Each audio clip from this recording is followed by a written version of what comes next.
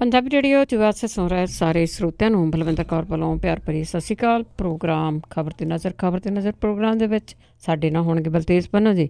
ਦੱਸਣਗੇ ਭਾਰਤ ਵਿੱਚ ਪੰਜਾਬ ਦੇ ਵਿੱਚ ਕੀ ਕੁਛ ਵਾਪਰਿਆ। ਖਬਰਾਂ ਤੇ ਨਜ਼ਰ ਮਾਰਾਂਗੇ। ਖਬਰਾਂ ਤੋਂ ਪਹਿਲਾਂ ਧੰਨਵਾਦ ਸਾਡੇ ਸਪਾਂਸਰ ਦਾ ਜਿਨ੍ਹਾਂ ਨੇ ਇਸ ਪ੍ਰੋਗਰਾਮ ਨੂੰ ਸਪਾਂਸਰ ਕੀਤਾ। ਸਭ ਤੱਕ ਪਹੁੰਚਾਇਆ Gurdeep Singh Birdi Clover, Satnam Singh Sheikh Selma, Lali Sidhu ji, Avtar Singh, Ranjit Kaur Sidhu, Ranveer Singh Rana, Bakersfield, Khalsa insurance agency San Jose 4082722500, Jagtar Singh Anandpuri Fremont, Manjit Singh Deewana Fresno, Balraj Kaur Sahota Selma ਤੋਂ ਬਹੁਤ ਬਹੁਤ ਧੰਨਵਾਦ ਕਰਦੇ ਹਾਂ। ਪ੍ਰੋਗਰਾਮਾਂ ਨੂੰ ਸਪਾਂਸਰ ਕੀਤਾ, ਸਭ ਤੱਕ ਪਹੁੰਚਾਇਆ। ਸਾਡੇ ਨਾਲ ਜੁੜ ਚੁੱਕੇ ਨੇ ਬਲਤੇਜ ਪੰਨੂ ਜੀ। ਸਤਿ ਸ਼੍ਰੀ ਅਕਾਲ, ਸਵਾਗਤ ਹੈ ਜੀ। ਬਹੁਤ ਮਿਹਰਬਾਨੀ। ਤਾਂ ਜੀ ਕੁਝ ਕੁ ਖਬਰਾਂ ਤੇ ਨਜ਼ਰ ਮਾਰਦੇ ਹਾਂ, ਗੱਲ ਕਰਦੇ ਹਾਂ ਕਰਨਾਟਕ ਦੀ। ਕਰਨਾਟਕ ਦਾ ਜਿਹੜਾ ਡਰਾਮਾ ਸੀਗਾ ਉਹ ਖਤਮ ਹੋਇਆ, ਸਰਕਾਰ ਡਿੱਗੀ। ਬਿਲਕੁਲ ਜੀ, ਕੁਮਾਰ ਸਵਾਮੀ ਦੀ ਜਿਹੜੀ ਸਰਕਾਰ ਸੀਗੀ ਜੀ ਉਹ ਡਿੱਗ ਪਈ ਆ। ਕਈ ਦਿਨਾਂ ਤੋਂ ਇਹ ਨਾਟਕ ਜਿਹੜਾ ਕਰਨਾਟਕ ਦੇ ਵਿੱਚ ਜਾਰੀ ਸੀਗਾ। ਕੱਲ ਦੇਰ ਰਾਤ ਜਿਹੜੀ ਸੀ ਜੀ ਇਹ ਵੋਟ ਹੋਈ ਔਰ ਜਿਹੜੀ ਕਾਂਗਰਸ ਤੇ JDS ਜਿਹੜੀ ਸਰਕਾਰ ਸੀਗੀ ਜਿਹਦੇ ਹੱਕ ਦੇ ਵਿੱਚ ਸਿਰਫ 99 ਵੋਟਾਂ ਪਈਆਂ, ਵਿਰੋਧੀਆਂ ਨੂੰ 105 ਵੋਟਾਂ ਜਿਹੜੀਆਂ ਸੀ ਉਹ ਪਈਆਂ। 23 ਮਈ 18 ਨੂੰ ਬਣੀ ਇਹ ਜਿਹੜੀ ਸਰਕਾਰ ਸੀਗੀ, 23 ਜੁਲਾਈ 19 ਨੂੰ ਡਿੱਗ ਪਈ। ਔਰ ਕਰਨਾਟਕ ਵਿਧਾਨ ਸਭਾ ਦੇ ਮੈਂਬਰ ਜਿਹੜੇ ਕੁੱਲ ਨੇ ਉਹ 224 ਨੇ। ਇਹਦੇ ਚੋਂ ਸਿਰਫ 204 ਵਿਧਾਨ ਸਭਾ ਦੇ ਵਿੱਚ ਮੈਂਬਰਾਂ ਨੇ ਵੋਟਿੰਗ ਜਿਹੜੀ ਉਹ ਕੀਤੀ। 99 ਨੇ ਜਿਹੜਾ ਸੀਗਾ ਜੀ ਹੱਕ ਦੇ ਵਿੱਚ ਵੋਟ ਪਾਈਆਂ, ਜਦੋਂ ਕਿ ਵਿਰੋਧੀ ਧਿਰ ਨੂੰ 105 ਵੋਟਾਂ ਪਈਆਂ। 19 ਮੈਂਬਰ ਜਿਹੜੇ ਸੀ ਉਹ ਗੈਰ ਹਾਜ਼ਰ ਰਹੇ।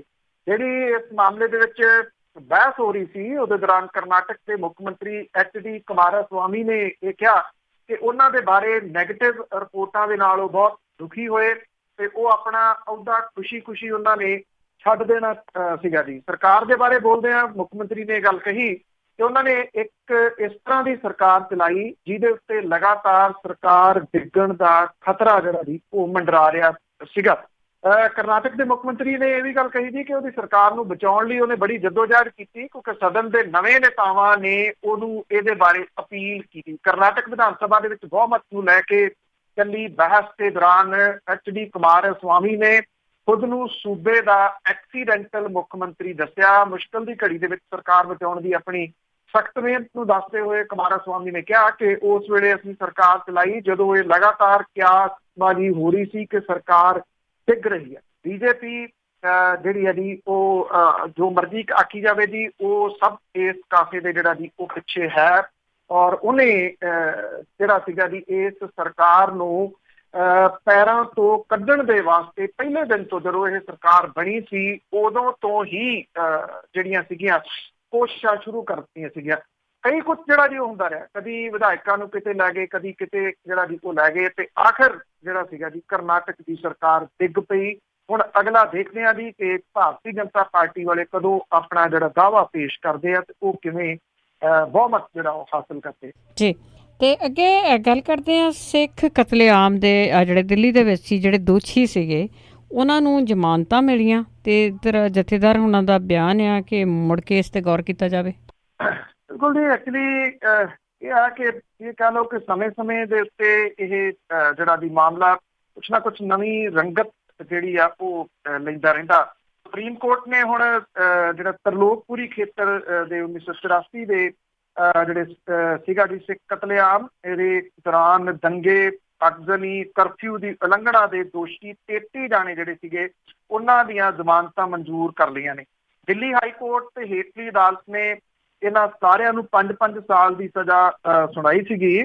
ਸਰਕਾਰ ਦੇ ਵੱਲੋਂ ਪੇਸ਼ ਸੋਲਿਸਿਟਰ ਜਨਰਲ ਤੁਸ਼ਾਰ ਮਹਿਤਾ ਨੇ ਕਿਹਾ ਕਿ ਸੁਪਰੀਮ ਕੋਰਟ ਇਸ ਤੋਂ ਪਹਿਲਾਂ ਸਿੱਖ ਕਤਲੇਆਮ ਦੇ ਨਾਲ ਸੰਬੰਧਿਤ ਕੇਸਾਂ 'ਚ ਸਬੂਤਾਂ ਦੀ ਘਾਟ ਦਾ ਹਵਾਲਾ ਦਿੰਦਿਆਂ 7 ਜਣਿਆਂ ਨੂੰ ਬਰੀ ਕਰ ਚੁੱਕਿਆ ਤੇ ਇਹ ਰਿਹਾਈ ਖਿਲਾਫ ਦਿੱਲੀ ਪੁਲਿਸ ਦੇ ਵੱਲੋਂ ਦਾਇਰ ਜਿਹੜੀ ਪਟੀਸ਼ਨ ਹੈ ਉਹ ਪਹਿਲਾਂ ਹੀ ਵਿਚਾਰ ਅਧੀਨ ਹੈ। 33 ਦੋਸ਼ੀਆਂ ਨੂੰ ਜ਼ਮਾਨਤ ਦੇਣਾ ਕਿਸੇ ਪੱਖੋਂ ਵੀ ਸਿਆਣਪ ਉਹਨੇ ਕਿਹਾ ਕਿ ਨਹੀਂ ਹੈ।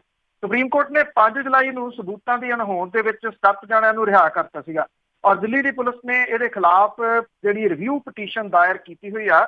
ਚੀਫ ਜਸਟਿਸ ਰੰਜਨ ਗੋਗੋਈ ਦੀ ਅਗਵਾਈ ਵਾਲੇ ਬੈਂਚ ਦੇ ਵਿੱਚ ਜਿਹੜੇ 2 ਹੋਰ ਜੱਜ ਜਿਹੜੇ ਵੀ ਸ਼ਾਮਲ ਨੇ ਉਹਨਾਂ ਨੇ ਕਿਹਾ ਕਿ ਦੋਸ਼ੀ ਪਟੀਸ਼ਨਰਾਂ ਨੇ ਹਿਰਾਸਤ ਤੇ ਮਗਰੋਂ ਸਜ਼ਾ ਦੇ ਅਰਸੇ ਦੇ ਦੌਰਾਨ ਜਿਹੜੀ ਪੀੜ ਝੱਲੀ ਆ ਉਹਦੇ ਉੱਤੇ ਗੌਰ ਜਿਹੜਾ ਜੀ ਉਹ ਕਰਕੇ ਅਜਿਹਾ ਫੈਸਲਾ ਲਿਆ ਗਿਆ। ਉਧਰ ਇਹਦੇ ਉੱਤੇ ਬਿਆਨਬਾਜ਼ੀ ਜਿਹੜੀ ਆ ਜੀ ਉਹ ਵੀ ਸਟਾਰਟ ਹੋ ਗਈ ਆ। ਦਿੱਲੀ ਸਿੱਖ ਗੁਰਦੁਆਰਾ ਮੈਨੇਜਮੈਂਟ ਕਮੇਟੀ ਜਿਹੜੀ ਆ ਜੀ ਉਹ ਇਹ ਕਹਿੰਦੀ ਆ ਕਿ ਇਹ ਛੇਤੀ ਮੁੜ ਕੇ ਸਲਾਖਾਂ ਦੇ ਪਿੱਛੇ ਜਿਹੜਾ ਜੀ ਉਹ ਹੋਣਗੇ। ਉਹ ਕਹਿੰਦੇ ਕਿ ਜਿਹੜੀ ਰਿਵਿਊ ਪਟੀਸ਼ਨ ਆ ਉਹ ਪਾਈ ਗਈ ਆ ਔਰ ਉਹਨਾਂ ਦੀ ਸੁਣਵਾਈ ਉੱਥੇ ਹੋਊਗੀ ਜਦੋਂ ਕਿ ਅਕਾਲ ਤਖਤ ਦੇ ਕਾਰਜਕਾਰੀ ਜਥੇਦਾਰ ਨੇ ਇਹ ਗੱਲ ਕਹੀ ਆ ਕਿ ਸੁਪਰੀਮ ਕੋਰਟ ਨੂੰ ਆਪਣੇ ਇਸ ਮਾਮਲੇ ਦੇ ਵਿੱਚ ਆਪਣੇ ਇਸ ਫੈਸਲੇ ਦੇ ਉੱਤੇ ਮੁੜ ਕੇ ਵਿਚਾਰ ਜਿਹੜਾ ਜੀ ਉਹ ਕਰਨਾ ਚਾਹੀਦਾ।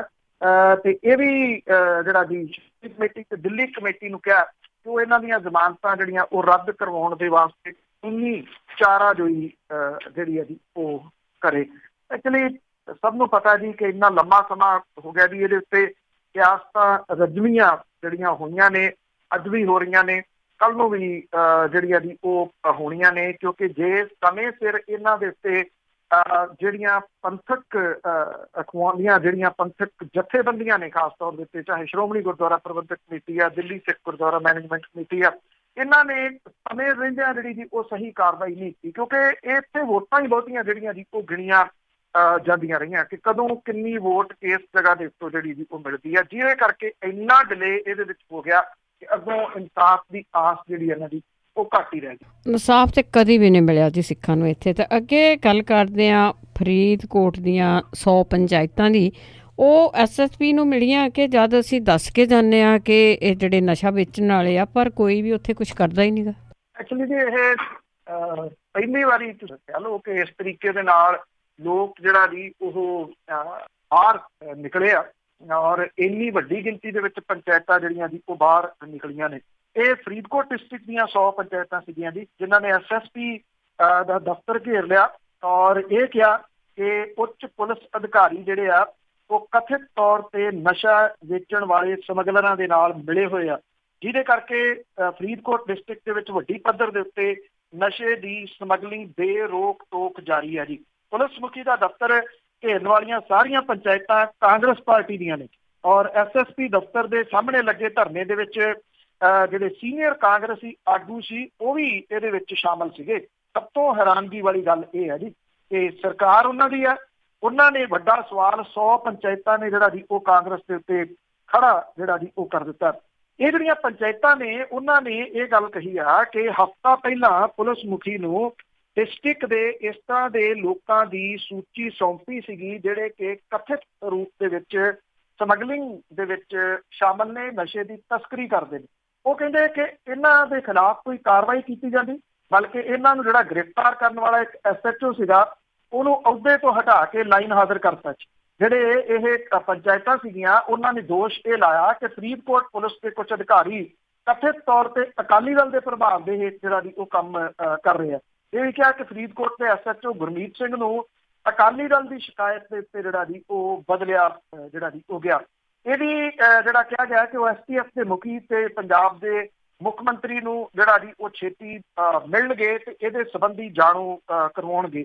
ਉਹਨਾਂ ਨੂੰ ਵੈਸੇ ਕਿਹੜਾ ਪਤਾ ਨਹੀਂਗਾ ਜੀ। ਦੂਜੇ ਪਾਸੇ ਜਿਹੜਾ SSP ਆ ਫਰੀਦਕੋਟ ਦੇ ਰਾਜਬਚਨ ਸਿੰਘ ਉਹ ਕਹਿੰਦੇ ਆ ਕਿ ਜਿਹੜੀ ਫਰੀਦਕੋਟ ਦੀ ਪੁਲਿਸ ਆ ਉਹ ਤਾਂ ਨਸ਼ਿਆਂ ਦੇ ਖਿਲਾਫ ਬਹੁਤ ਵੱਡੀ ਲੜਾਈ ਜਿਹੜੀ ਆ ਜੀ ਉਹ ਲੜ ਰਹੀ ਆ। ਇਹ ਵੀ ਕਿਹਾ ਕਿ ਜਿਹੜੇ SHO ਦੀ ਗੱਲ ਇਹ ਪੰਚਾਇਤਾਂ ਕਰ ਰਹੀਆਂ ਨੇ ਉਹਨੂੰ ਪ੍ਰਬੰਧਕੀ ਆਧਾਰ ਦੇ ਉੱਤੇ ਲਾਈਨ ਹਾਜ਼ਰ ਜਿਹੜਾ ਜੀ ਕੀਤਾ ਗਿਆ ਤੇ ਉਹਦੇ ਉੱਤੇ ਕੁਝ ਵਿਅਕਤੀਆਂ ਨੂੰ ਗੈਰ ਕਾਨੂੰਨੀ ਹਿਰਾਸਤ ਦੇ ਵਿੱਚ ਰੱਖਣ ਦੇ ਜਿਹੜਾ ਜੀ ਉਹ ਦੋਸ਼ ਲੱਗੇ ਸੀਗੇ। ਉਹਨਾਂ ਨੇ ਇਹ ਵੀ ਕਿਹਾ ਕਿ ਪੰਚਾਇਤਾਂ ਦੇ ਵੱਲੋਂ ਨਸ਼ਾ ਤਸਕਰਾਂ ਦੇ ਨਾਲ ਮਿਲੇ ਖੋਣ ਦੇ ਜਿਹੜੇ ਦੋਸ਼ ਨੇ ਉਹ ਬੇਬੁਨਿਆਦ ਨੇ। ਪਰ ਸਵਾਲ ਇਹ ਹੈ ਜੀ ਕਿ ਇਹ ਬਾਰ-ਬਾਰ ਸਵਾਲ ਕਿਉਂ ਉੱਠ ਰਿਹਾ। ਇਸੇ ਤਰੀਕੇ ਦਾ ਇੱਕ ਇੱਥੇ ਮਜੀਠੇ ਦੇ ਨੇੜੇ ਪੈਂਦਾ ਜੀ ਪਿੰਡ ਜੇਠੂ ਨੰਗਲ, ਉੱਥੇ ਲੋਕਾਂ ਨੇ 3 ਜਣਿਆਂ ਨੂੰ ਫੜ ਲਿਆ ਜਿਹੜੇ ਨਸ਼ਾ ਤੇ ਤਸਕਰੀ ਕਰਦੇ ਨੇ, ਪੁਲਿਸ ਦੇ ਹਵਾਲੇ ਕਰਤਾ ਜੀ। ਪੁਲਿਸ ਉਹਨਾਂ ਦੇ ਖਿਲਾਫ ਕੋਈ ਕਾਰਵਾਈ ਕਰਨ ਦੀ ਜਗ੍ਹਾ ਦੇ ਉੱਤੇ ਉਹਨਾਂ ਨੂੰ ਛੱਡਤਾ।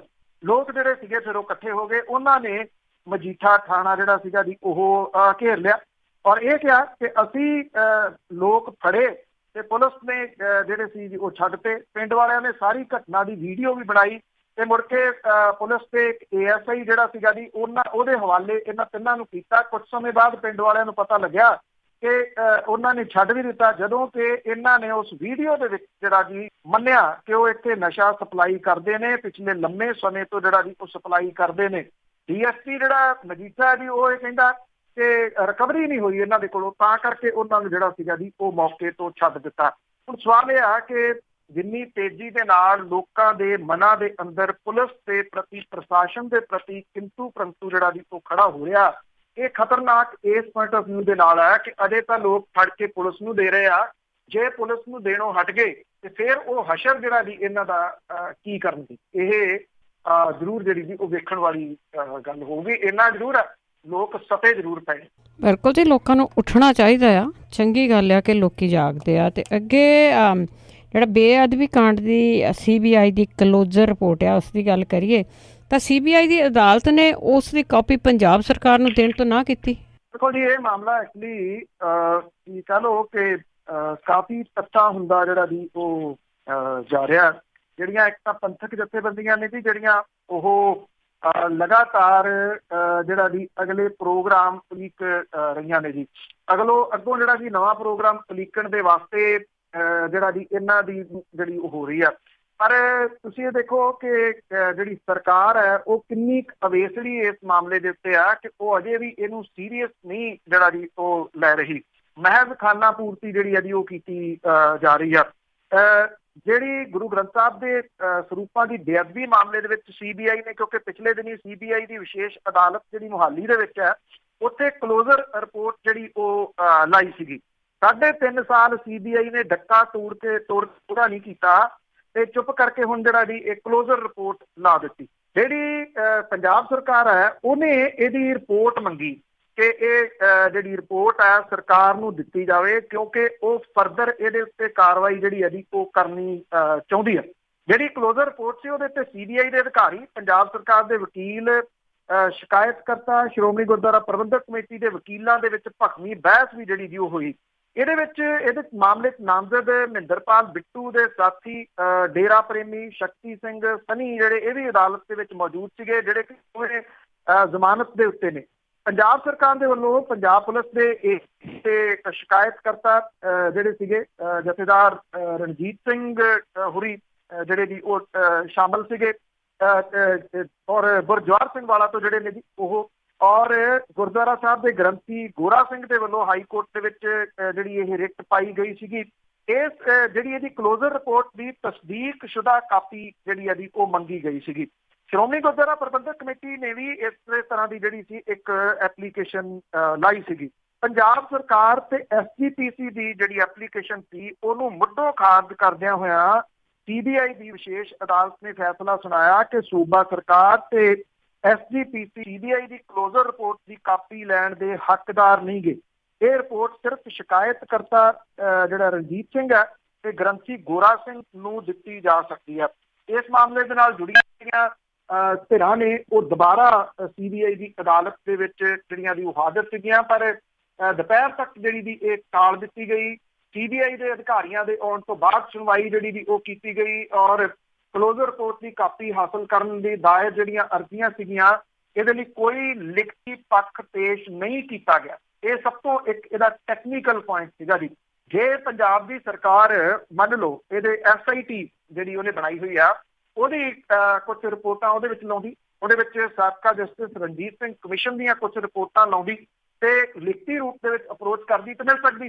ਹੱਥ ਜਿਹੜੇ ਜੀ ਉਹ ਖਾਲੀ ਹੱਥਾਂ ਦੇ ਨਾਲ ਉੱਥੇ ਇਹ ਜਿਹੜੇ ਸੀਗੇ ਜੀ ਲੈਣ ਤੁਰ ਗਏ ਤੇ ਅੱਗੋਂ ਜਿਹੜੀ ਅਦਾਲਤ ਸੀਗੀ ਜੀ ਉਹਨੇ ਫਿਰ ਟੈਕਨੀਕਲ ਆਧਾਰ ਦੇ ਉੱਤੇ ਜਿਹੜਾ ਜੀ ਇਹ ਰਿਪੋਰਟ ਨਹੀਂ ਜਿਹੜੀ ਸੀ ਉਹ ਦਿੱਤੀ ਔਰ ਜਿਹੜੀ ਸ਼੍ਰੋਮਣੀ ਗੁਰਦੁਆਰਾ ਪ੍ਰਬੰਧਕ ਕਮੇਟੀ ਦੀ ਅਰਜ਼ੀ ਨੂੰ ਰੱਦ ਕਰ ਦਿੱਤਾ, ਸਰਕਾਰ ਦੀ ਅਰਜ਼ੀ ਨੂੰ ਰੱਦ ਜਿਹੜਾ ਜੀ ਉਹ ਕਰ ਦਿੱਤਾ ਔਰ 23 ਅਗਸਤ ਦੀ ਅਗਲੀ ਜਿਹੜੀ ਦੀ ਸੁਣਵਾਈ ਉਹਨੇ ਨਿਰਧਾਰਤ ਕਰਤੀ। ਅਜੇ CBI ਦੀ ਵਿਸ਼ੇਸ਼ ਅਦਾਲਤ ਨੇ ਇਸ ਕਲੋਜ਼ਰ ਰਿਪੋਰਟ ਨੂੰ ਐਕਸੈਪਟ ਨਹੀਂ ਕੀਤਾ। ਇਹਦੇ ਉੱਤੇ ਬਹਿਸ ਜਿਹੜੀ ਹੈ ਜੀ ਉਹ ਜਾਰੀ ਹੈ। ਜੀ ਜੀ, ਬਹਿਸ ਹੀ ਹੁੰਦੀ ਰਹਿਣੀ ਹੈ ਜੀ। ਦੇਖੋ ਕਦੋਂ ਮਿਲਦਾ ਆ ਇਸ ਦਾ ਇਨਸਾਫ। ਤੇ ਅੱਗੇ ਗੱਲ ਕਰਦੇ ਆ ਜਿਹੜੇ ਹੜ੍ਹ ਆਏ ਆ, ਲੋਕ ਤੇ ਜ਼ਮੀਨ ਤੇ ਬੈਠੇ ਰਹਿ ਗਏ ਕਿ ਦੁਖੜੇ ਕਿਹਨੂੰ ਸੁਣਾਈਏ, ਪਰ ਕੈਪਟਨ ਨੇ ਜਿਹੜਾ ਹੜ੍ਹਾਂ ਦਾ ਗੇੜਾ ਹਵਾਈ ਰਾਹੀਂ ਲਾਤਾ। ਬਿਲਕੁਲ ਜੀ, 6ਵੇਂ ਦਿਨ ਤਾਂ ਪਹਿਲੀ ਗੱਲ ਜੀ ਜਿਹੜਾ ਜੀ ਉਹ ਨਿਕਲੇ ਮੁੱਖ ਮੰਤਰੀ ਹੋਰੀ ਨਿਕਲੇ, ਉਹ ਵੀ ਹੈਲੀਕਾਪਟਰ ਦੇ ਰਾਹੀਂ। ਹਾਲਾਂਕਿ ਉਹਨਾਂ ਦਾ ਆਪਣਾ ਜ਼ਿਲ੍ਹਾ ਜੀ ਹੁਣ ਤਾਂ ਸਾਬਕਾ ਜਿਹਾ ਹੀ ਹੋ ਗਿਆ, ਪਟਿਆਲਾ ਵੀ ਹੜ੍ਹਾਂ ਦੀ ਮਾਰ ਦੇ ਹੇਠ ਹੈ। ਪਟਿਆਲਾ ਤੇ ਸੰਗਰੂਰ ਇਹ ਦੋ ਜ਼ਿਲ੍ਹੇ ਜਿਹੜੇ ਆ ਜੀ ਉਹ ਜੀ ਮੈਂ ਦੱਸ ਰਿਹਾ ਸੀ ਜੀ ਕਿ ਜਿਹੜਾ ਹੜ੍ਹ ਨੇ ਜੀ ਉਹਨਾਂ ਦੇ ਮਾਮਲੇ ਦੇ ਵਿੱਚ ਮੁੱਖ ਮੰਤਰੀ ਹੋਰੀ ਨਿਕਲੇ, ਪਰ ਉਹਨਾਂ ਨੇ ਹਵਾਈ ਜਹਾਜ਼ ਦੇ ਰਾਹੀਂ ਸਰਵੇਖਣ ਕੀਤਾ ਜੀ, ਔਰ ਜਿਹੜਾ ਪਹਾੜ ਸੀਗਾ ਉਹ ਤਾਂ ਪੂਰ ਲਿਆ ਗਿਆ, ਪਰ ਨੁਕਸਾਨ ਜਿਹੜਾ ਸੰਗਰੂਰ ਡਿਸਟ੍ਰਿਕਟ ਦੇ ਵਿੱਚ ਜ਼ਿਆਦਾ ਜਿਹੜਾ ਦੀ ਉਹ ਹੋਇਆ।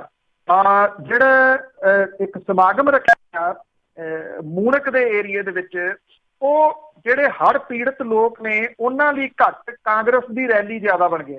ਹੈਰਾਨੀ ਵਾਲੀ ਗੱਲ ਇਹ ਸੀ ਕਿ ਇਹਦੇ ਵਿੱਚ ਸਿਰਫ ਕਾਂਗਰਸੀ ਸ਼ਾਮਲ ਹੋਏ, ਪੀੜਤ ਲੋਕਾਂ ਨੂੰ ਇਸ ਸਮਾਗਮ ਦੇ ਨੇੜੇ ਤੇੜੇ ਵੀ ਨਹੀਂ ਜਿਹੜਾ ਦੀ ਉਹ ਖੰਗਣ ਦਿੱਤਾ ਗਿਆ।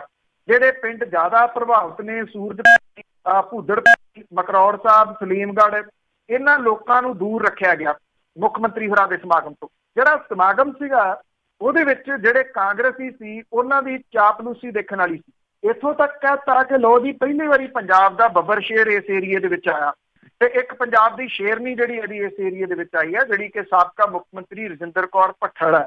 ਸ਼ੇਰ ਸ਼ੇਰਨੀ ਤਾਂ ਫਿਰਦੇ ਰਹੇ ਤੇ ਲੋਕ ਜਿਹੜੇ ਸੀ ਉਹ ਰੋਂਦੇ ਰਹੇ। ਲੋਕ ਜਿਹੜੀਆਂ ਔਰਤਾਂ ਸੀਗੀਆਂ ਖਾਸ ਤੌਰ ਦੇ ਉੱਤੇ, ਉਹ ਵਿਚਾਰੀਆਂ ਰੋਂਦੀਆਂ ਰਹੀਆਂ। ਕਮ ਸੇ ਕਮ ਉਹਨਾਂ ਦੀ ਗੱਲ ਤਾਂ ਸੁਣ ਲਓ ਕਿ ਉਹਨਾਂ ਦਾ ਕਿੰਨਾ ਨੁਕਸਾਨ ਇੱਥੇ ਜਿਹੜਾ ਦੀ ਉਹ ਹੋਇਆ।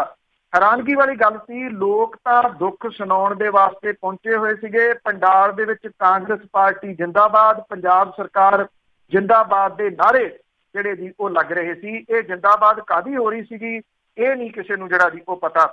ਲੋਕਾਂ ਨੂੰ ਨਿਰਾਸ਼ ਹੋ ਕੇ ਇੱਥੋਂ ਜਿਹੜਾ ਦੀ ਉਹ ਪਰਤਣਾ ਪਿਆ। ਲੋਕਾਂ ਨੇ ਮੀਡੀਆ ਦੇ ਕੋਲੇ ਆਪਣੀ ਭੜਾਸ ਕੱਢੀ ਕਿ ਅਸੀਂ ਤਾਂ ਐਡੀ ਦੂਰੋਂ ਆਏ ਸੀ, ਸਾਨੂੰ ਇਹ ਕਹਿ ਕੇ ਲਿਆਂਦਾ ਗਿਆ ਸੀ ਕਿ ਮੁੱਖ ਮੰਤਰੀ ਤੁਹਾਡੀ ਗੱਲ ਸੁਣਨਗੇ, ਤੁਹਾਡੀਆਂ ਸਮੱਸਿਆਵਾਂ ਦਾ ਹੱਲ ਕਰਨਗੇ।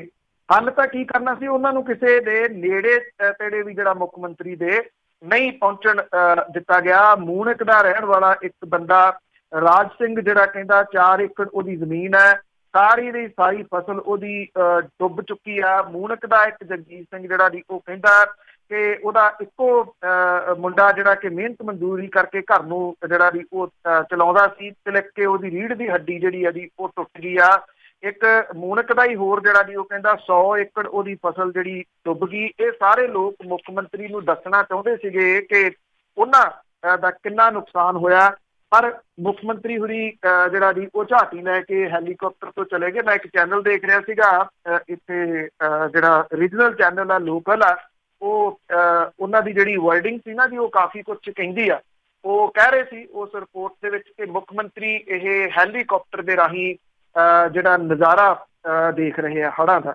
ਜਦੋਂ ਲੋਕ ਡੁੱਬੇ ਹੋਏ ਹੋਣ ਤੇ ਉਹਨੂੰ ਨਜ਼ਾਰਾ ਜਿਹੜਾ ਜੀ ਉਹ ਦੱਸਿਆ ਜਾਵੇ ਤੇ ਫਿਰ ਪਤਾ ਹੀ ਹੈ ਜੀ ਕਿ ਕਿਹੋ ਜਿਹਾ ਨਜ਼ਾਰਾ ਲੈ ਕੇ ਉੱਥੋਂ ਮੁੱਖ ਮੰਤਰੀ ਹੋਰੀ ਪਰਸ ਸਕਦੇ ਆ। ਬਿਲਕੁਲ ਜੀ, ਬਦਲਿਆ ਕੁਛ ਨਹੀਂ, ਜੋ ਪਹਿਲਾਂ ਹੁੰਦਾ ਰਿਹਾ ਉਹੀ ਹੋ ਰਿਹਾ। ਤੇ ਅੱਗੇ ਗੱਲ ਕਰਦੇ ਆ ਕਿ ਜਿਹੜੀ ਪੰਜਾਬ ਦੀ ਸਰਕਾਰ ਆ ਬਹੁਤ ਸਾਰੀਆਂ ਹੋਰ ਚੀਜ਼ਾਂ ਨੂੰ ਲੈ ਕੇ ਗਊ ਸੈਸ ਲਾ ਰਹੀ ਆ। ਤੁਹਾਡੀ ਗਊ ਸੈਸ ਤਾਂ ਪਹਿਲਾਂ ਵੀ ਕਈ ਚੀਜ਼ਾਂ ਦੇ ਉੱਤੇ ਜਿਹੜਾ ਜੀ ਉਹ ਦੇਣਾ ਪੈ ਰਿਹਾ, ਤੇ ਹੁਣ ਕਈ ਜਿਹੜੀਆਂ ਚੀਜ਼ਾਂ ਨੇ ਐਕਚੁਅਲੀ ਇਹ ਕਰ ਤਾਂ ਪਿਛਲੀ ਸਰਕਾਰ ਗਈ ਸੀਗੀ, ਹੁਣ ਮਹੂਰਤ ਇਹਨਾਂ ਨੇ ਜਿਹੜਾ ਜੀ ਉਹ ਕਰ ਦਿੱਤਾ।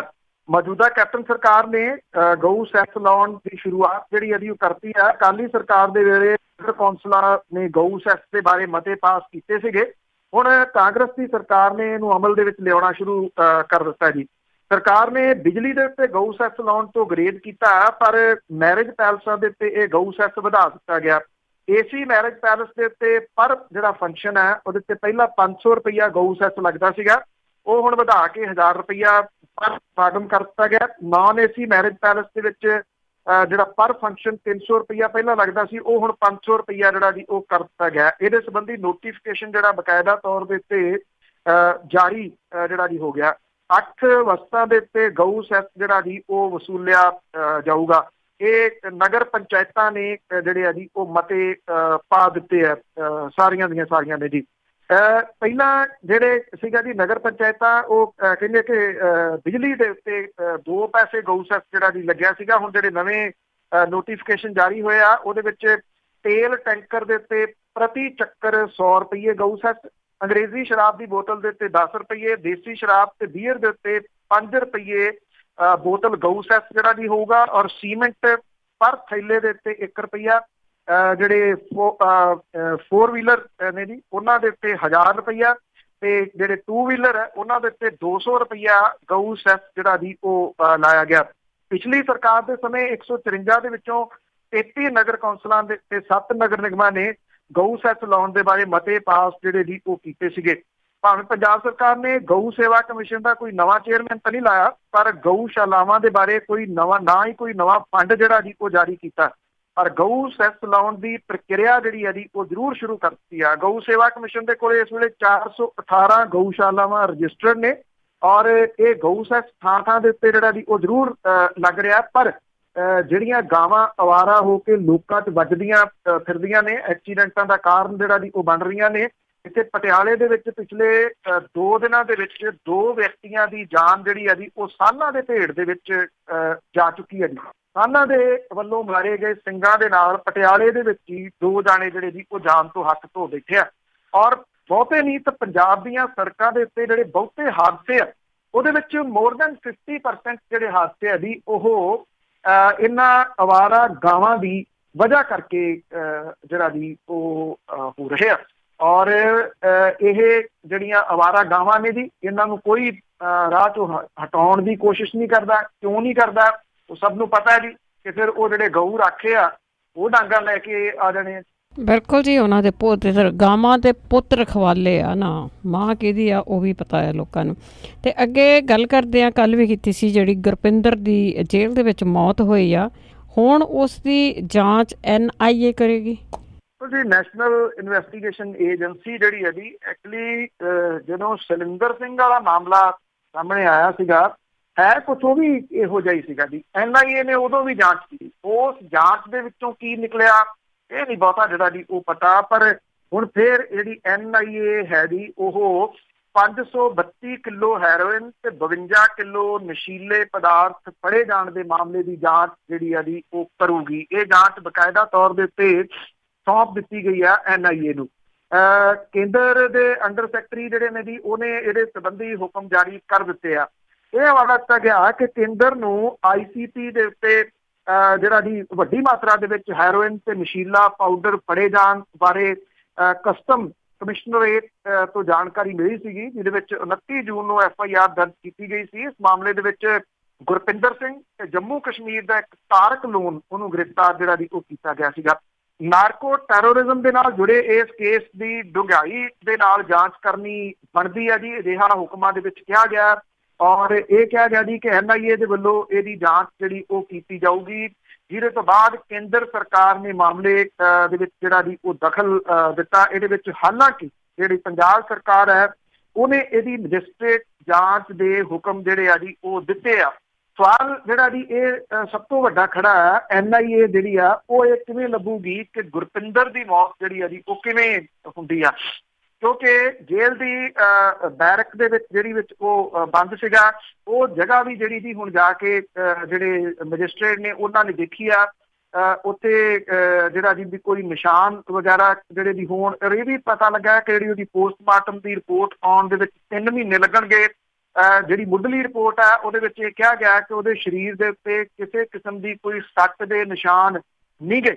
ਗੁਰਪਿੰਦਰ ਦੇ ਸਰੀਰ ਦੇ ਵਿੱਚ ਖੂਨ ਦਾ ਜਮਾਓ ਕਿਵੇਂ ਹੋਇਆ, ਇਹ 3 ਮਹੀਨਿਆਂ ਤੋਂ ਬਾਅਦ ਜਿਹੜਾ ਜੀ ਵਿਸਰਾ ਰਿਪੋਰਟ ਆਉਣ ਤੋਂ ਬਾਅਦ ਹੀ ਪਤਾ ਜਿਹੜਾ ਜੀ ਉਹ ਲਾਇਆ ਜਾ ਸਕੂਗਾ। ਵਿਸਰਾ ਰਿਪੋਰਟ ਕੀ ਆਉਂਦੀ ਆ, ਕਿਉਂਕਿ ਸਰਕਾਰ ਦੇ ਅਧੀਨ ਨੇ ਜੀ ਜਿੱਥੋਂ ਇਹ ਸਾਰੀਆਂ ਰਿਪੋਰਟਾਂ ਆਉਂਦੀਆਂ ਨੇ, ਔਰ ਇਹ ਕਿਹਾ ਜਾ ਰਿਹਾ ਜੀ ਕਿ ਇਹਦੀਆਂ ਜੜ੍ਹਾਂ ਇੰਨੀਆਂ ਕੁ ਡੂੰਘੀਆਂ ਨੇ ਕਿ ਉੱਥੋਂ ਤੱਕ ਪਹੁੰਚ ਸਕਣਾ ਔਖਾ ਨਹੀਂ ਬਲਕਿ ਨਾਮੁਮਕਿਨ ਜਿਹੜਾ ਜੀ ਉਹ ਕਿਹਾ ਜਾ ਰਿਹਾ। ਬੇਸ਼ੱਕ ਕੁਝ ਲੋਕ ਜਿਹੜੇ ਜੀ ਉਹ ਇਹ ਵੀ ਗੱਲ ਕਹਿੰਦੇ ਆ ਕਿ ਇਸ ਮਾਮਲੇ ਦੇ ਉੱਤੇ ਜਿਹੜਾ ਜੀ ਪਾਕਿਸਤਾਨ ਦੀਆਂ ਕੁਝ ਏਜੰਸੀਆਂ ਦਾ ਵੀ ਹੱਥ ਹੈ। ਹੁਣ ਸਵਾਲ ਸਭ ਤੋਂ ਵੱਡਾ ਇਹ ਖੜਾ ਹੋ ਜਾਂਦਾ ਜੀ ਕਿ ਪਾਕਿਸਤਾਨ ਦੀਆਂ ਜੇ ਏਜੰਸੀਆਂ ਦਾ ਹੱਥ ਹੈ ਤੇ ਉਹ ਏਜੰਸੀਆਂ ਕੀ ਇੰਨੀਆਂ ਸਟਰੋਂਗ ਨੇ ਕਿ ਉਹ ਪੰਜਾਬ ਦੀ ਜੇਲ੍ਹ ਦੇ ਅੰਦਰ ਪਹੁੰਚ ਜਾਂਦੀਆਂ ਨੇ ਤੇ ਜੇਲ੍ਹ ਦੇ ਅੰਦਰ ਜਿਹੜਾ ਜੀ ਉਹ ਪਹੁੰਚ ਕੇ ਕਿਸੇ ਉਸ ਵਿਅਕਤੀ ਨੂੰ ਬਿਲੇ ਲਾ ਦਿੰਦੀਆਂ ਨੇ ਜਿਹੜਾ ਕਿ ਕਈ ਕਿਸਮ ਦੇ ਉਹਨਾਂ ਦੇ ਭੇਦ ਹੋ ਸਕਦਾ। ਸਭ ਕੁਝ ਹੀ ਇੱਥੇ ਹੋ ਸਕਦਾ ਜੀ ਇਸ ਕੰਟਰੀ 'ਚ। ਤਾਂ ਅਖੀਰ ਦੇ ਵਿੱਚ ਆਪਾਂ ਟਰੰਪ ਦੇ ਬਿਆਨ ਦੀ ਜੇ ਗੱਲ ਕਰੀਏ ਤੇ ਦੋਹਾਂ ਸਦਨਾਂ ਦੇ ਵਿੱਚ ਹੀ ਭੜਥੂ ਪਿਆ। ਬਿਲਕੁਲ ਜੀ, ਬਾਕੀ ਸਾਰਾ ਕੁਝ ਭੁੱਲ ਭੁਲਾ ਕੇ ਜੀ ਇੱਥੇ ਡੋਨਲਡ ਟਰੰਪ ਦੇ ਬਿਆਨ ਨੂੰ ਲੈ ਕੇ ਵੱਡਾ ਹੰਗਾਮਾ ਜਿਹੜਾ ਜੀ ਉਹ ਹੋਇਆ। ਔਰ ਜਿਹੜਾ ਡੋਨਲਡ ਟਰੰਪ ਹੋਣਾ ਨੇ ਇਹ ਗੱਲ ਕਹੀ ਸੀ ਕਿ ਪ੍ਰਧਾਨ ਮੰਤਰੀ ਮੋਦੀ ਹੋਣਾ ਨੇ ਉਹਨਾਂ ਨੂੰ ਇਹ ਕਿਹਾ ਸੀਗਾ ਕਿ ਕਸ਼ਮੀਰ ਮੁੱਦੇ ਦੇ ਉੱਤੇ ਉਹ ਵਿਚੋਲਗਰੀ ਕਰਨ। ਤੋ ਇਹ ਜਿਹੜਾ ਜੀ ਵਿਰੋਧੀ ਧਿਰ ਨੂੰ ਮੁੱਦਾ ਮਿਲ ਗਿਆ ਔਰ ਸੰਸਦ ਦੇ ਦੋਵਾਂ ਸਦਨਾਂ ਦੇ ਵਿੱਚ ਸਰਕਾਰ ਨੂੰ ਘੇਰਨ ਦੀ ਕੋਈ ਕਸਰ ਜਿਹੜੀ ਸੀ ਉਹ ਨਹੀਂ ਛੱਡੀ। ਵਿਦੇਸ਼ ਮੰਤਰੀ ਨੇ ਬਹੁਤ ਸਫਾਈਆਂ ਦਿੱਤੀਆਂ ਜੀ, ਇਹ ਗੱਲ ਕਹੀ ਕਿ ਇਦਾਂ ਦੀ ਕੋਈ ਬੇਨਤੀ ਮੋਦੀ ਹੋਰਾਂ ਨੇ ਨਹੀਂ ਕੀਤੀ, ਪਰ ਵਿਰੋਧੀ ਧਿਰ ਜਿਹੜੀ ਆ ਜੀ ਉਹ ਢਿੱਲੀ ਨਹੀਂ ਪੈ ਰਹੀ ਇਸ ਮਾਮਲੇ ਦੇ ਉੱਤੇ। ਉਹ ਪ੍ਰਧਾਨ ਮੰਤਰੀ ਦੇ ਬਿਆਨ ਦੀ ਮੰਗ ਜਿਹੜੀ ਆ ਜੀ ਉਹ ਕਰ ਰਹੀ ਹੈ।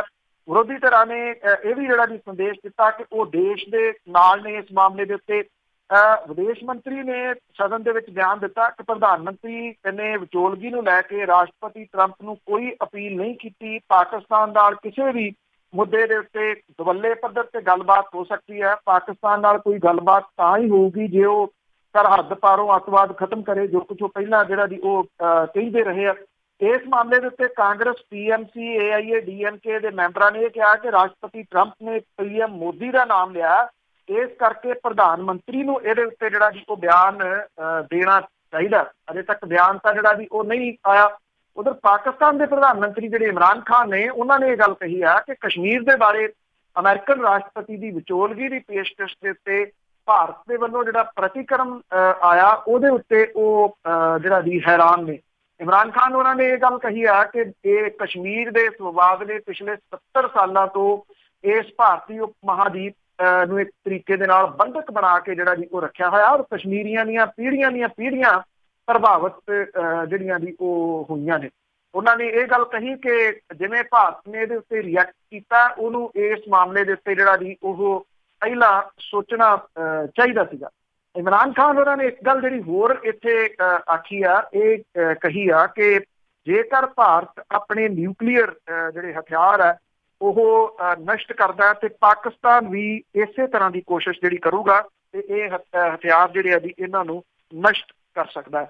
ਸੋ ਜਿਹੜੇ ਭਾਰਤ ਦੇ ਬਹੁਤੇ ਮੁੱਦੇ ਨੇ ਜੀ ਉਹ ਤਕਰੀਬਨ ਦਬ ਕੇ ਰਹਿ ਗਏ। ਪਰ ਹੁਣ ਪਤਾ ਨਹੀਂ ਟਰੰਪ ਹੋਰਾਂ ਦਾ ਇਹ ਜਿਹੜਾ ਬਿਆਨ ਹੈ ਜੀ ਭਾਰਤ ਦੇ ਵਿੱਚ ਪਾਰਲੀਮੈਂਟ ਦੇ ਅੰਦਰ ਕਿੰਨੀ ਕੁ ਦੇਰ ਜਿਹੜਾ ਜੀ ਇਹ ਲੜਾਈ ਝਗੜੇ ਵਾਲਾ ਮਾਹੌਲ ਬਣਾਈ ਰੱਖੂਗਾ। ਬਿਲਕੁਲ ਜੀ, ਇੱਥੇ ਬਿਆਨਬਾਜ਼ੀ ਹੁੰਦੀ ਰਹਿਣੀ ਆ ਤੇ ਅਮਰੀਕਾ ਵਾਲੇ ਫਿਰ ਅੱਗੇ ਨਿਕਲ ਜਾਂਦੇ। ਬਹੁਤ ਬਹੁਤ ਧੰਨਵਾਦ ਬਲਤੇਜ ਪੰਨੂ ਜੀ।